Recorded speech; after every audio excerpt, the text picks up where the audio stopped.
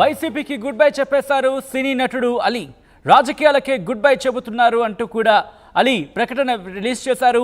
రాజకీయాలకే good bye చెబుతున్నట్లు Ali ప్రకటించారు. YCP ఓటమితో రాజకీయాలకు అలీ దూరమయ్యారు. గత ప్రభుత్వంలో ఎలక్ట్రానిక్ మీడియా సలహాదారుడిగా పనిచేశారు నటుడు అలీ.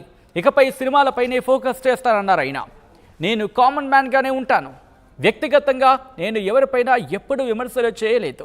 కేవలం పార్టీ చేసిన కార్యక్రమాల గురించే మాట్లాడాను. నాకు అన్నం పెట్టింది సినిమా ఇండస్ట్రీని. సేవాభావంతోనే రాజకీయాల్లోకి వచ్చాను తప్ప రాజకీయం చేయడానికి మాత్రం నేను రాలేదంటూ కూడా అలీ చెప్పుకొచ్చారు. దానికి సంబంధించిన బ్రేకింగ్ న్యూస్ చూస్తున్నారు. ఇన్ఫ్యాక్ట్ అక్టోబర్ 27, 2022 ఆయన్ను ఎలక్ట్రానిక్ మీడియా సలహాదారుడిగా ఆయన నియమించింది అప్పటి ప్రభుత్వం. ఆ నేపథ్యంలో 2019 ఎన్నికలకు ముందు ఆయన పార్టీలో జాయిన్ అయ్యారు, వైసీపీలో జాయిన్ అయ్యారు. అప్పుడు ఎమ్మెల్సీ వస్తుందా లేకపోతే రాజ్యసభ రావచ్చంటూ కూడా ప్రచారం జరుగుతున్న పరిస్థితి. ఆ తర్వాత ఎలక్ట్రానిక్ మీడియా సలహాదారుడిగా నియమిస్తూ అప్పటి వైసీపీ ప్రభుత్వం నిర్ణయం తీసుకుంది. తర్వాత ఆయన ఎలక్ట్రానిక్ మీడియా సలహాదారుడిగా కంటిన్యూ అయ్యారు. ఈ నేపథ్యంలో కొద్దిసేపటి క్రితం ఆయన వైసీపీకి గుడ్ బై చెప్పేశారు. వైసీపీకి రాజీనామా చేశారు నటుడు అలీ. వైసీపీకి గుడ్ బై చెప్పేశారు సినీ నటుడు అలీ. రాజకీయాలకే గుడ్ బై చెబుతున్నట్లు అలీ ప్రకటించారు. వైసీపీ ఓటమితో రాజకీయాలకు అలీ దూరమయ్యారు. గత ప్రభుత్వంలో ఎలక్ట్రానిక్ మీడియా సలహాదారుడిగా పనిచేశారు నటుడు అలీ. ఇకపై సినిమాలపైనే ఫోకస్ చేస్తాను. నేను కామన్ మ్యాన్గానే ఉంటాను. వ్యక్తిగతంగా నేను ఎవరిపైనా ఎప్పుడు విమర్శలు చేయలేదు. కేవలం పార్టీ చేసిన కార్యక్రమాల గురించే మాట్లాడాను. నాకు అన్నం పెట్టింది సినిమా ఇండస్ట్రీని. సేవాభావంతోనే రాజకీయాలకు వచ్చాను తప్ప రాజకీయం చేయడానికి మాత్రం తాను రాలేదంటూ కూడా అలీ చెప్పుకొచ్చారు. ఇంకా అలీ ఏమన్నారు ఇప్పుడు చూద్దాం. అస్సలాము అలైకుం రహమతుల్లాహి బర్కాతు. మిత్రులారా, 1999లో నేను రాజకీయాల్లో అడుగుపెట్టాను. మా పెద్దాయన డాక్టర్ డి రామానాయుడు గారి కోసం. ఎందుకంటే నేను చైల్డ్ ఆర్టిస్ట్ తర్వాత నేను మళ్ళీ ఒక వయసు వచ్చిన తర్వాత నాకు అద్భుతమైన అవకాశం ఇచ్చి ప్రేమ ఖైదీ అనే సినిమాతోటి మళ్ళీ నా కెరీర్ స్టార్ట్ అయింది చైల్డ్ ఆర్టిస్ట్ తర్వాత. అలాగే వారు బాపట్ల నుంచి ఇలాగ నేను ఎంపీగా నుంచుంటున్నాను రా, నువ్వు రావాలి, నా క్యాన్వాస్ చేయాలి అనగానే తప్పకుండా గురుగారు, ఎందుకంటే మీ సినిమా తర్వాత నేను మళ్ళీ ఒక ఆర్టిస్ట్గా నేను ఎదిగాను, సో డెఫినెట్గా నేను వస్తాను అని చెప్పి వెళ్ళటం జరిగింది. అప్పుడు టీడీపీ హయాంలో దాదాపు ఒకే పార్టీలో 20 సంవత్సరాలు నేను ఉన్నాను. తర్వాత మళ్ళీ ఇటు రావడం జరిగింది. నాకు అన్నం పెట్టింది ఫస్ట్ నా తెలుగు ఇండస్ట్రీ, నా తెలుగు ప్రజలు, ప్రేక్షక దేవుళ్ళు, నా నిర్మాతలు, నా డైరెక్టర్సు, నా హీరోలు. ఈ రోజున ఈ రేంజ్లో నేను ఎదిగాను. 45 సంవత్సరాలు ఇండస్ట్రీలో ఉన్నాను. దాదాపు 1200 సినిమాలు పైచిలుకు యాక్ట్ చేయడం జరిగింది. 6 భాషల్లో యాక్ట్ చేయడం జరిగింది. ఓకే, నేను దయాగుణం ఉంది, భగవంతుడు ఇచ్చాడు కాబట్టి నాకు రాజకీయం తోడైతే కొద్దిగా 10 మందికి నేను సహాయపడగలను అనే ఉద్దేశంతో రాజకీయాల్లోకి వచ్చాను తప్ప రాజకీయాలు చేయాలని రాజకీయాల్లోకి రాలేదు. ఇండస్ట్రీ నాకు ఇంత మంచి లైఫ్ ఇచ్చింది, నేనేం చేస్తే బాగుంటుంది అని నలుగురిని చూసి నేను ఒక ట్రస్ట్ పెట్టుకున్నాను మా నాన్నగారి పేరున. దాదాపు 16 సంవత్సరాలు అవుతుంది నేను ట్రస్ట్ పెట్టుకొని. ఏ రోజు కూడా ఈవెన్ దో కోవిడ్లో కూడా ప్రతి నెల వాళ్ళకి 1000 రూపాయలు నేను సాయం చేసేవాడిని. కోవిడ్లో కూడా ఆపకుండా అలా కంటిన్యూగా సాయం చేస్తూనే ఉన్నాను. చాలామందిని నా కుటుంబంలో అవ్వచ్చు, బయట వాళ్ళు అవ్వచ్చు, చుట్టాల్లో అవ్వచ్చు, చాలామందికి చదివించాను నేను. అండ్ అలాగే మా తల్లిదండ్రులు నాకు ఇచ్చిన ఆ ఒక గుణం అది అందరితో పంచుకోవాలని చెప్పి ఉద్దేశంతో నేను ట్రస్ట్ కూడా పెట్టుకున్నాను. నా ఇన్కంలో దాదాపు 20% నేను ట్రస్ట్కి ఇవ్వటం జరుగుతుంది. గతంలో కూడా చెప్పా, ఫారిన్ కంట్రీస్లో ఏదైనా ఈవెంట్స్ చేస్తే దాంట్లో నుంచి 60% ట్రస్ట్కి వెళ్ళి 40% నేను తీసుకునేవాడిని. సో ఇట్లాగా చాలా సేవలు చేసి ఉన్నాను కాబట్టి ఈ మాట కూడా నేను మీకు చెప్పుకుంటున్నాను. అండ్ అలాగే నేను వ్యక్తిగతంగా ఎవరి మీద ఏ పార్టీలో ఉన్నా కూడా నేను నా పార్టీ గురించి నేను పొగుడుతాను. అక్కడ ఉన్న వ్యక్తి ఎమ్మెల్యే క్యాండిడేట్ గురించి నేను పొగుడుతాను. నా నాయకుడిని నేను పొగుడుతాను తప్ప ఎప్పుడు ఎవరిని కూడా ఒక మాట అంటాం కానీ వాళ్ళ లైఫ్ గురించి కానీ వాళ్ళ పర్సనల్ లైఫ్ గురించి కానీ ఎప్పుడు కూడా ఏ వేదిక మీద కూడా మీరు వెతికినా కూడా దొరకదు.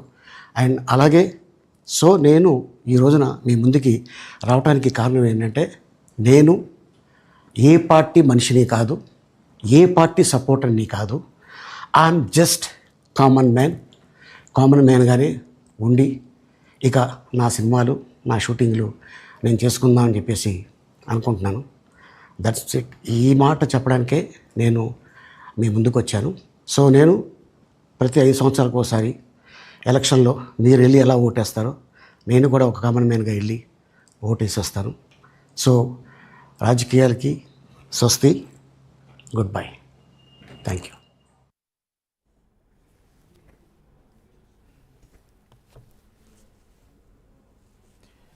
రైట్, అది సినీ నటుడు అలీ చేసిన కామెంట్స్. ముఖ్యంగా లాస్ట్ ఆయన మాటలు, కామన్ మ్యాన్గానే ఉంటాను, ప్రతి 5 ఏళ్లకోసారి మీలాగే నేను కూడా వెళ్ళి ఓటు వేస్తాను తప్ప ఇక రాజకీయాలు చేయను, రాజకీయాలకు స్వస్తి, గుడ్ బై అని చెప్పారు సినీ నటుడు అలీ. రైట్, అప్డేట్స్ చేసుకుందాం. మా ప్రతినిధి ప్రకాష్ అప్డేట్స్ అందించేందుకు లైవ్లో సిద్ధంగా ఉన్నారు. ప్రకాష్, సినీ నటుడు అలీకి సంబంధించి ఆయన డెసిషన్ తీసుకున్న తర్వాత ఎటువంటి రియాక్షన్స్ వస్తున్నాయి, అక్కడ వాళ్ళు ఏమంటున్నారు, మరి ముఖ్యంగా సినీ ఇండస్ట్రీ ఎటువంటి చర్చ జరుగుతోంది? ఎస్ సచిన్, మనం ప్రధానంగా చూసుకుంటే సినీ నటుడు ఎవరైతే ఆలీ సంచలన నిర్ణయం తీసుకున్నారని చెప్పవచ్చు. ఎందుకంటే సినీ నటుడుగా ఉంటూ గత చైల్డ్ ఆర్టిస్ట్ గా సినీ రంగ ప్రవేశించినటువంటి ఆలీ ఒక రాజకీయం కూడా ఎదగాలంటూ తనంతా కూడా వైసీపీలో చేరడం, వైసీపీలో కూడా కీలకంగా వ్యవహరించడం కాకుండా మీడియా సలహాదారుడిగా కూడా అతను రావడం కూడా అందరూ కూడా తెలిసిందే. ఈ నేపథ్యంలో 2024 ఎన్నికల్లో పోటీ చేస్తాం, ఎక్కడో చోట సీటు వస్తుంది, ఎమ్మెల్యే కానీ ఎంపీ కానీ పోటీ చేస్తారని కూడా ఆలీ కూడా ఆశించారు. కానీ 2024 ఎన్నికల ఫలితాల తర్వాత అనూహ్య మార్పులే చోటు చేసుకున్నాయి కావచ్చు. అందులో భాగంగా సినీ నటుడుగా ఉన్నట్టు ఆలీ కూడా సంచలన నిర్ణయం తీసుకుని ఇక రాజకీయాలకైతే గుడ్ బై చెప్పే విధంగా కూడా తన నిర్ణయంతో పాటు ఒక వీడియో కూడా రిలీజ్ చేయడం కూడా సినీ రంగంలో కాకుండా రాజకీయ అంతా కూడా ఆటాపిగా మారిందని ప్రధానంగా చెప్పొచ్చు. అతను 2024 ఎన్నికల్లో పోటీ చేస్తున్నామంటే ఆలీ వైసీపీ ప్రభుత్వం వస్తే మళ్ళీ ఎమ్మెల్సీగా కూడా చూస్తా ఉంది, ఎమ్మెల్సీకి కూడా ఇస్తారంటూ కూడా జగన్మోహన్ రెడ్డి కూడా తనకు అంతా కూడా హామీ ఇవ్వడం జరిగింది. తాను నిర్ణయం ప్రకారంగానే ప్రధానంగా అతనంతా కూడా తన ఎంతో మిత్రుగా ఉన్నటువంటి పవన్ కళ్యాణ్ కాదని, తన సినీ రంగంలో ఎంతో స్నేహభావంతో ఉన్నటువంటి పవన్ కళ్యాణ్ కాదని కూడా వైసీపీలో వెళ్ళడం జరిగింది. కానీ వైసీపీలో వెళ్ళినటువంటి ప్రధానంగా జనసేనలకు తనకంతా కూడా రాజకీయ పరంగా ఎన్నో విమర్శలు కూడా చేసినప్పటికీ సినీ రంగం వేరు, అలాగే రాజకీయం వేరు అంటూ కూడా తన ఎన్నో విధాలు కూడా గతంలో కూడా చెప్పడం జరిగింది. కానీ ఇప్పుడంతా కూడా తనంతా కూడా సినిమాలకు మాత్రమే నేను పరిమితం అవుతాను, కానీ రాజకీయాలకు ఇంకా వచ్చేది లేదంటూ తను చేస్తున్నటువంటి కూడా వీడియో కూడా ఇప్పుడంతా కూడా హాట్ టాపిక్ గా మారడం కాకుండా కేవలం సాధారణ పౌరునిగా నేను ఓటు వేసే వరకు కూడా మాత్రమే ఉంటాను, కానీ ఇంకా రాజకీయాలకు వచ్చే ప్రసక్తి లేదంటూ తన తీసుకున్న నిర్ణయం కూడా ప్రధానంగా మన ఎంతో హాట్ టాపిక్ గా ఉందని చెప్పొచ్చు.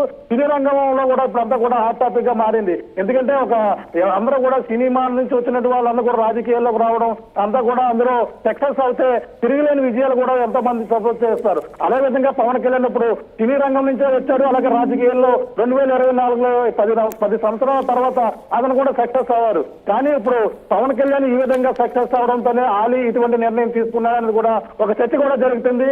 కానీ ఇప్పుడు ఈ విధంగా సినీ రంగంలో ఏ విధంగా టాపిక్ వస్తారో పవన్ కళ్యాణ్ కూడా సినిమా ఇండస్ట్రీలో వాళ్ళకి కూడా ఆయన ఒక హామీలు ఇవ్వడం జరిగింది. ఇప్పుడు ఉన్నటువంటి కల్కి మూవీ యూనిట్ రావడం, సినిమా రేట్లు పెంచుకునేందుకు కూడా అవకాశాలు ఇవ్వడం కూడా ఒక సినిమా ఫోటోగ్రఫీకి సంబంధించినటువంటి మంత్రి కూడా జనసేన నుంచి రావడం కూడా ఎంతో మొత్తం అంతా కూడా ఒక జనసేన నుంచి అయితే ఆనందం వ్యక్తం చేస్తున్నారు. కానీ ఇటువంటి సమయంలో జనసేన నుంచి ఉన్నటువంటి పవన్ కళ్యాణ్ ఇటువంటి అతనికి ఎటువంటి హామీ అని ఇస్తారా, లేదంటే ఆలీ కేవలం రాజకీయ పరంగానే తీసుకున్న నిర్ణయం అనేది కూడా వేచి చూడవలసిన పరిస్థితి ప్రధానంగా ఉంది సచిన్.